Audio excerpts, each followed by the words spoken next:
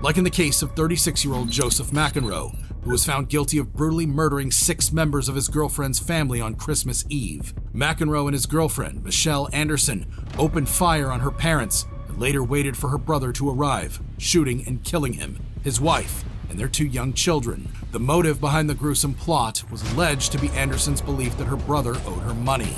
Just when you thought McEnroe couldn't sink any lower, his behavior in the courtroom will leave you stunned.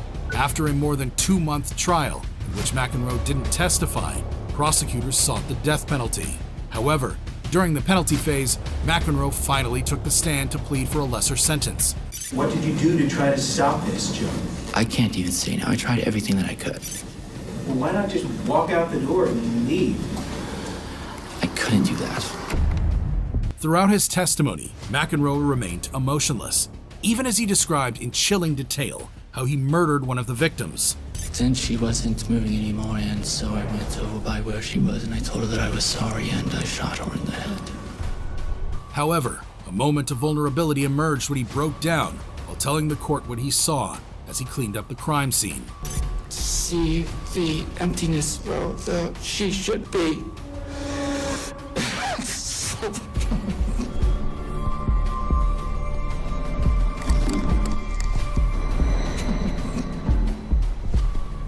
Yet, in a disturbing twist, McEnroe displayed a shocking lack of remorse when he callously remarked that at least nobody suffered. At least nobody suffered. The way that it is, at least nobody suffered. Ultimately, both Joseph McEnroe and Michelle Anderson were sentenced to 6 life terms in prison for the heinous murders of Anderson's family members. The severity of their crimes and the impact on the victims' loved ones were reflected in the harsh sentences, ensuring that they would spend the rest of their lives behind bars. However, McEnroe isn't alone in his courtroom actions. Just like what happened in the notorious case of 23-year-old Jaleel Smith Riley, facing sentencing for a crime that shattered the lives of 2 innocent individuals. Nearly 3 years prior, Smith Riley and 2 others approached 20-year-old Portia Brooks and her boyfriend Aaron Martin with the intent to rob them. After demanding money from Martin, Smith Riley shot him in the head, causing permanent brain damage. When Brooks couldn't provide any money, she was also shot and tragically passed away. There was a guy outside of the car who looked like he was bleeding from multiple spots. 3 days later, following a thorough investigation, Smith Riley was arrested and charged with both shootings. In order to avoid the death penalty, he pled guilty to aggravated murder and attempted murder. Now, he faced a potential sentence ranging from 23 years to life without parole. Before the sentencing, Portia Brooks' family delivered powerful victim impact statements. They expressed the profound pain and emotional devastation caused by Smith Riley's greed. What I have left because of his greed, his selfishness, his complete disregard of and disrespect of others and life. This is what I have left. I talk to her, I kiss her, I hold her, but as you can see, I get nothing back except the reality that she is gone.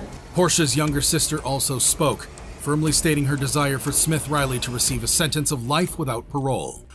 I have to deal with life without Portia, so he should deal with life without parole. When Smith Riley had the chance to address the court, he was in tears. Sorry. Go back away. I'm so sorry. This is what I come. His defense attorney echoed this sentiment. This is somebody that feels genuine remorse.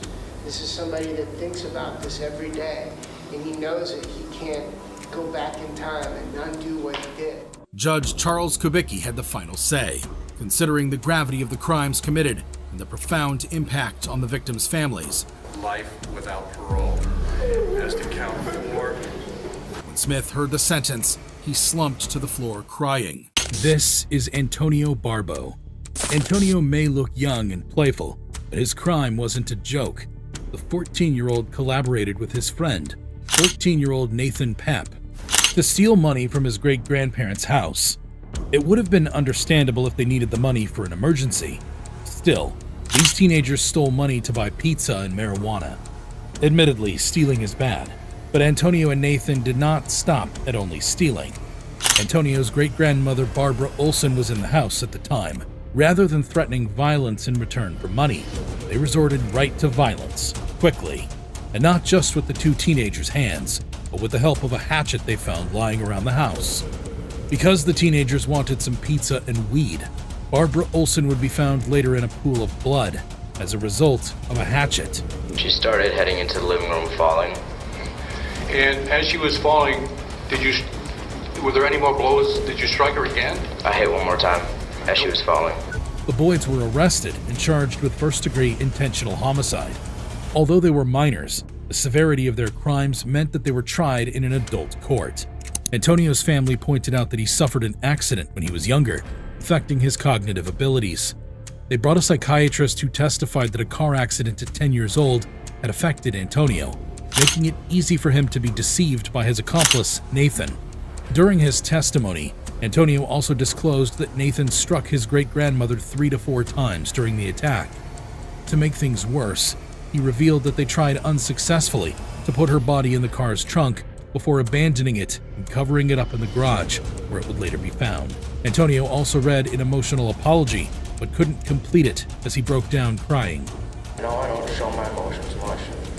I myself am not sure why. But that doesn't mean I don't.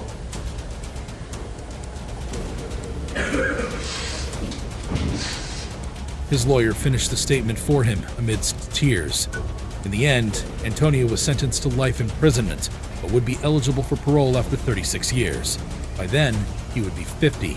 Nathan Papp was also found guilty and sentenced to life imprisonment, but will be eligible for parole after 31 years. Antonio's crimes were horrible, but the tears during trial made the whole process sad. This was because he seemed to be really remorseful, almost as remorseful as Ashford Thompson. I just want to say I'm sorry. I can't apologize enough.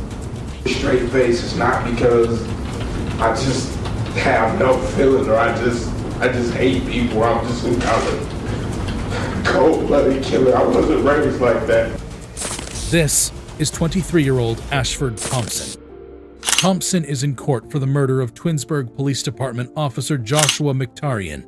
In 2010, Thompson took the life of Officer Joshua during a routine traffic stop. Joshua had pulled over Ashford L. Thompson, who was driving into the driveway of his former home with loud music blaring from his car. Mkhitaryan called for backup, but Thompson did not like that. The 23-year-old reached for his firearm and pulled the trigger not once or twice, but 4 times. Officer Joshua was unrecognizable by the time backup had arrived. The incident took the officer's life on the spot. At the time of the shooting, Mkhitaryan's canine, Baggio, was barking in the police cruiser. The scene was chaotic as the dispatcher relayed that Thompson had a license to carry a concealed handgun, but Mkhitaryan never answered. A few minutes later, a 911 caller reported popping sounds that sounded like shots fired. When police officers arrived at the scene, they found Mkhitaryan on the ground. But this is where the 23-year-old showed his lack of intelligence. The officer was found with Thompson's driver's license and insurance card in his front shirt pocket. Mkhitaryan had managed to get one handcuff on Thompson's wrist before he lost his life. Thompson had fled the scene, but was later found at his sister's house with Mkhitaryan's handcuffs attached to one wrist and a gun on the stove. This is where things get emotional. Mkhitaryan's death was a tragedy for his family, including his wife, Holly, an Oakwood police officer at the time, and their daughter, Taya. Mkhitaryan had served with the Twinsburg Police Department for 11 years and was also a part-time officer with the Uniontown Police Department. He was a well-respected community member and a Talmadge High School graduate. During the trial, Thompson felt that he would get the death penalty and often cried, saying there was no point in the trial. He also begged for forgiveness, crying. That didn't seem to help his case. I just want to say I'm sorry. I can't apologize enough.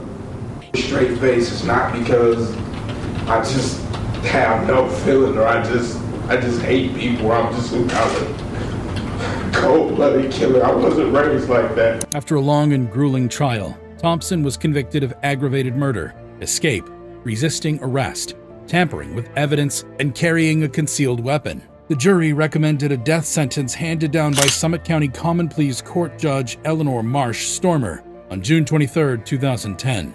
Thompson appealed his conviction and death sentence directly to the Ohio Supreme Court, but was denied. He has been in prison since June 25, 2010, waiting for his day for the Grim Reaper to tap him on the shoulder and tell him his time is up. Ashford should have thought about the punishment before committing the crime.